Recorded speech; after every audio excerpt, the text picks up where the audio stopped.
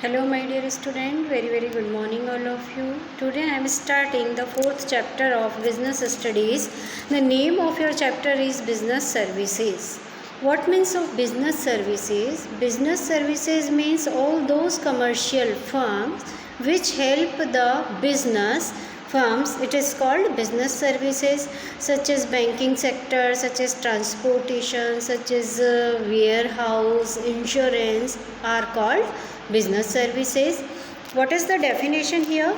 Service sector includes commercial firms engaged in banking, communication, transport, insurance, warehouse etcetera. Business service में वो सारी फर्में जो कि बैंकिंग, कम्युनिकेशन, ट्रांसपोर्ट, इंश्योरेंस और where housing का काम करती हैं, वो सारी फर्म आ जाती हैं बिजनेस सर्विसेज में. किसी भी बिज़नेस को करने के लिए ये सारी सर्विसेज की हेल्प लेना ज़रूरी होता है. The service sector constitutes the basic infrastructure which is must for smooth flow of business activities. कि बिज़नेस एक्टिविटीज़ को आराम से चलते रहने के लिए जिन सर्विसेज की ज़रूरत पड़ती है वो सब क्या कहलाती हैं? बिजनेस सर्विस कहलाती हैं. The service in the recent past, the role of service sector in India economy is growing faster than agriculture and industries. कि अभी हम देखते हैं कि एग्रीकल्चर और इंडस्ट्रीज़ के कंपटीशन में सर्विस सेक्टर का रोल बहुत इम्पोर्टेंट होता जा रहा है. A variety of services are available to meet changes of economy and the requirements of investors. The significance of service sector is gaining momentum and it has become a major thrust area in the field of business. यानी business करने के लिए business services को use करना बहुत ज़रूरी है. क्या कैरेक्टरिस्टिक्स हैं इसकी? इंटेंजिबल, कि ये जो सर्विस होती है ना दिखाई देती है ना छू सकते हैं हम. The services which cannot be touched and seen are called intangible. Services are intangible means service को हम छू नहीं सकते, देख नहीं सकते, लेकिन उसका फ़ायदा हम उठा सकते हैं. जैसे टीचर आपको टीचिंग करता है तो उस सर्विस को आप छू नहीं सकते, देख नहीं सकते, लेकिन आपको कुछ ना कुछ सीखने को मिला, तो ये सर्विस है. Service are intangible, these cannot be seen और touched, we can only feel services. सिर्फ हम फील कर सकते हैं. जैसे डॉक्टर अपने पेशेंट का इलाज करता है तो वो भी एक सर्विस दे रहा है, ट्रीटमेंट कर रहा है, तो वो ट्रीटमेंट हमें दिखाई नहीं देता है, लेकिन हम ठीक हो जाते हैं, हमारी तबीयत अच्छी हो जाती है, तो हम उस सर्विस को फील कर सकते हैं. We can not find out the quality of services before taking it. कि जब तक हम सर्विस नहीं लेते किसी से तब तक हम उसकी क्वालिटी को चेक नहीं कर सकते. One can find out the quality only after experiencing. कोई भी सर्विस कैसी है, जब तक हमने उस सर्विस को यूज़ नहीं किया तब तक हम नहीं बता पाएंगे. So supplier must try to offer good quality services to customers so that they demand them again after experiencing them. कि बैंकिंग सर्विसेज, जब तक हम बैंक जाएंगे नहीं, बैंक से पैसा लेंगे या देंगे नहीं, तो हम बोल नहीं सकते कि बैंक सर्विस हमारे लिए कैसी है. तो जब तक हम किसी पर्टिकुलर सर्विस को, जैसे कि हम कहीं आना जाना, कैसे आना जाना करते हैं? ट्रांसपोर्ट से. तो जब तक हम आएंगे या जाएंगे नहीं तो हम बोल नहीं सकते कि ट्रांसपोर्टेशन सर्विसेज किसकी ज़्यादा अच्छी हैं. लेक ऑफ होमोजेनिटी और इनकॉन्सिस्टेंसी, कि होमोजेनिटी इसमें नहीं रहती, कमी रहती है.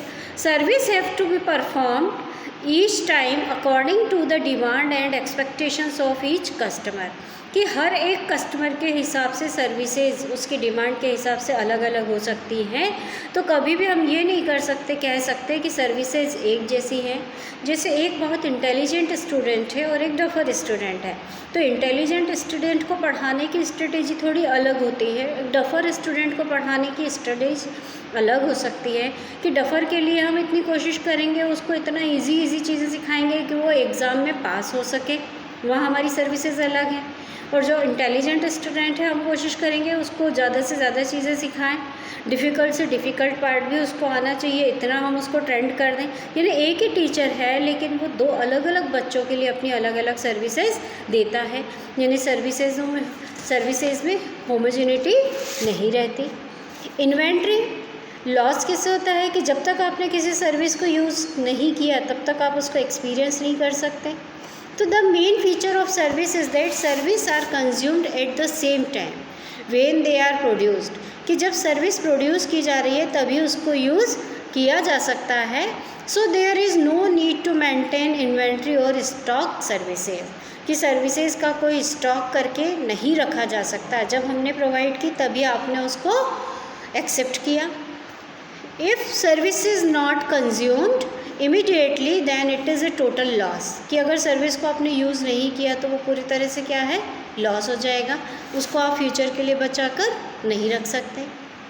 नॉन ट्रांसफरेबिलिटी और इनसेपरेबिलिटी, कि सर्विस प्रोवाइडर से सर्विसेज को अलग नहीं किया जा सकता और ना ही कोई व्यक्ति अपनी सर्विस किसी और को ट्रांसफ़र कर सकता है।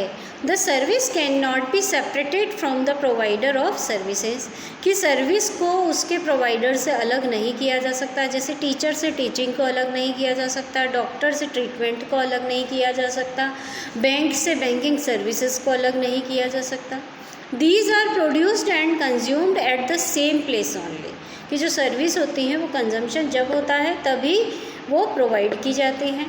Doctor and his services are inseparable, कि डॉक्टर आज आए और इलाज कल कर दे, ऐसा नहीं होगा, जब वो आएगा तभी इलाज करेगा। Similarly it applies to lawyer, a chartered accountant etcetera.